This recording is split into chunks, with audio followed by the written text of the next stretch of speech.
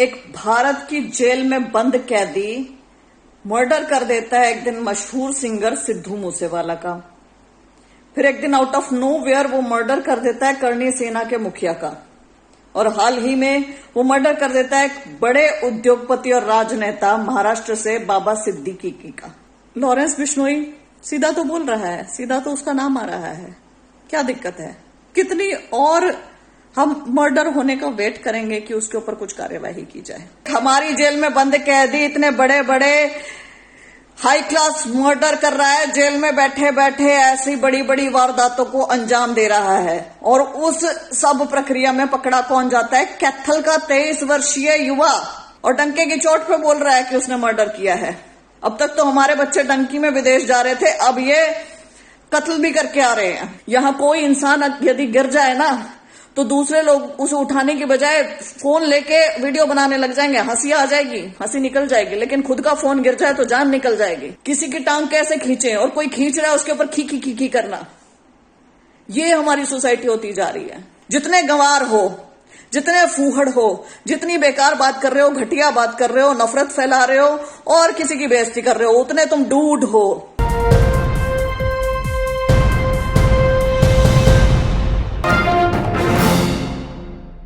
एक भारत की जेल में बंद कैदी मर्डर कर देता है एक दिन मशहूर सिंगर सिद्धू मूसेवाला का।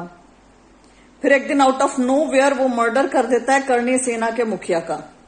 और हाल ही में वो मर्डर कर देता है एक बड़े उद्योगपति और राजनेता महाराष्ट्र से बाबा सिद्दीकी का, जबकि वो जेल में बंद है। जिम्मेदारी लेता है कि उसने मर्डर किया है। फिर क्या फायदा हमारी सरकार, लॉ एंड ऑर्डर, पुलिस प्रशासन, जुडिशरी का, यदि एक हमारी जेल में बंद कैदी इतने बड़े बड़े हाई क्लास मर्डर कर रहा है, जेल में बैठे बैठे ऐसी बड़ी बड़ी वारदातों को अंजाम दे रहा है। और उस सब प्रक्रिया में पकड़ा कौन जाता है? कैथल का 23 वर्षीय युवा, जो यहां कैथल से उठ के वहां मुंबई जाकर मर्डर करके आ गया है और डंके की चोट पे बोल रहा है कि उसने मर्डर किया है। अब तक तो हमारे बच्चे डंकी में विदेश जा रहे थे, अब ये कत्ल भी करके आ रहे हैं। जिम्मेदारी कौन लेगा? एक टर्म सुनी थी मैंने, गंवार स्वैग, और वो बिल्कुल एप्रोप्रिएट टर्म है आजकल जो पूरी फिट बैठ रही है, जो ट्रेंड चल रहा है उसके ऊपर। हम देख रहे हैं हमारी पीढ़ी को किस ओर जा रही है, कौन सा रास्ता पकड़ रखा है, किस ओर चले जा रहे हैं हमारे बच्चे। हम दूसरों के दुख में खुश हो रहे हैं, हम नफरत का माहौल जो फैल रहा है उसमें हैप्पी हैं, हम किसी की बेइज्जती हो जाती है तो उसमें आनंद लेते हैं। ऐसी तरह की सोसाइटी बन रही है हमारी। ये जो बिग बॉस है ये क्या है? ये घर का कलेश ही तो दिखा रहे हैं। जो घर में कलेश होता है वो कलेश होता है, जहां लड़ाई होती है टीआरपी बढ़ जाती है। सबसे ज्यादा टीआरपी है उस नाटक की, और उसमें है क्या प्रोडक्टिव उस नाटक में दिखाया जा रहा है ये बता दो मुझे। लेकिन आनंद ले रहे हैं। सास बहू के सीरियल्स में क्या प्रोडक्टिव दिखाया जाता है, लेकिन आनंद लेते हैं क्योंकि उसमें एक कोई ना कोई प्रताड़ित हो रही है महिला। उसकी प्रताड़ना देख के, उसके आंसू देख के, कमजोरी देख के मजा आ रहा है लोगों को। यहां कोई इंसान यदि गिर जाए ना तो दूसरे लोग उसे उठाने की बजाय फोन लेके वीडियो बनाने लग जाएंगे। हंसी आ जाएगी, हंसी निकल जाएगी, लेकिन खुद का फोन गिर जाए तो जान निकल जाएगी।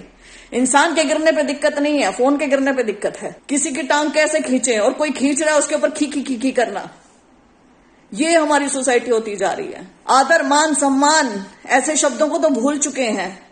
जो भाषा की मर्यादा है सब विलुप्त हो चुकी है, सब कुछ खत्म। गंवार स्वैग यही तो है। रील्स में क्या बना रहे हैं, क्या दिखा रहे हैं? वैमनस्यता फैल गई है, पता नहीं क्या क्या दिखाए जा रहे हैं, क्या क्या चीजें परोसी जा रही हैं। हमारे बच्चों के हाथ में फोन आ रहे हैं, हमारे बच्चे जब देखते हैं तो पता नहीं उनके सामने क्या क्या चीजें चल रही है। पेरेंटल कंट्रोल पे रखें तो कितना रखें? बेडरूम के अंदर से लेके बाहर तक, लड़ाई झगड़े से लेके कत्लेआम तक, ये सब चीजें ऐसे सरेआम परोसी जा रही हैं। किसी के ऊपर कोई लगाम नहीं। यही तो है गंवार स्वैग। पहले तक क्या होता था? हम अपनी उपलब्धियां बताते थे, हम अपनी पढ़ाई लिखाई बताते थे, अपनी काबिलियत बताते थे, ऐसे सामने वाला इंसान इंप्रेस होता था। अब जितने गंवार हो, जितने फूहड़ हो, जितनी बेकार बात कर रहे हो, घटिया बात कर रहे हो, नफरत फैला रहे हो और किसी की बेइज्जती कर रहे हो, उतने तुम डूड हो, है ना? यही तो चल रहा है। हम अपने बच्चों को ऐसा बनाना चाहते हैं क्या, या ऐसा करना चाहते हैं? जो कैथल का बच्चा यहां से उठ के वो मर्डर करके आया है, उसके माँ बाप ऐसा चाहते थे क्या कि वो ये ऐसा काम करे? क्या हो रहा है? What is happening in the society? क्या हो रहा है हमारे देश को? मुद्दों से परे हम बात कर रहे हैं। अरे आज मैंने पढ़ा एक अखबार में कि पेड़ कट रहे हैं, बहुत सारे काटे जा रहे हैं, 5 डिग्री सेल्सियस टेम्परेचर बढ़ गया है जिसकी वजह से। और बहुत दुख हुआ, यकीन मानिए उस खबर को पढ़ के बहुत दुख हुआ। कितने लोगों को हुआ। लेकिन वही चिराग पासवान की स्टोरी डाल दी गई होती तो लोग चटकारे लेके उसे पढ़ते।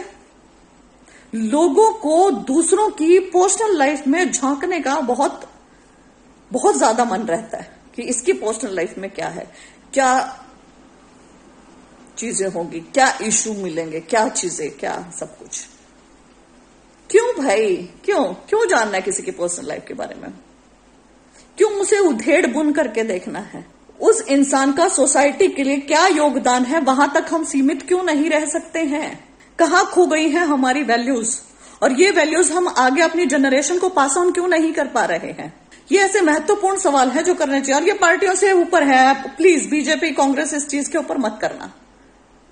ये मेरा मुद्दा नहीं, ये आपका मुद्दा नहीं, ये सबका मुद्दा नहीं, ऐसा नहीं है। ये हम सब का मुद्दा है, ये किसी एक का नहीं है। लॉरेंस बिश्नोई सीधा तो बोल रहा है, सीधा तो उसका नाम आ रहा है, क्या दिक्कत है? कितनी और हम मर्डर होने का वेट करेंगे कि उसके ऊपर कुछ कार्यवाही की जाए? तमाम सवाल हैं जिनके जवाब जानने हैं, और मुझे पता है जवाब कोई देगा नहीं। लेकिन एटलीस्ट हम ऐसी सोसाइटी तो बने कि चीजें हम सोचें और पूछें। कम से कम ऐसी सोसाइटी तो बने कि हम अपने बच्चों को कम से कम अच्छी शिक्षा दे पाएं, भाषा पर संयम दिखा पाएं, ह्यूमिलिटी जैसे गुण सिखा पाएं, पेशेंस जैसे गुण। राइट? सोचना जरूर इसके बारे में।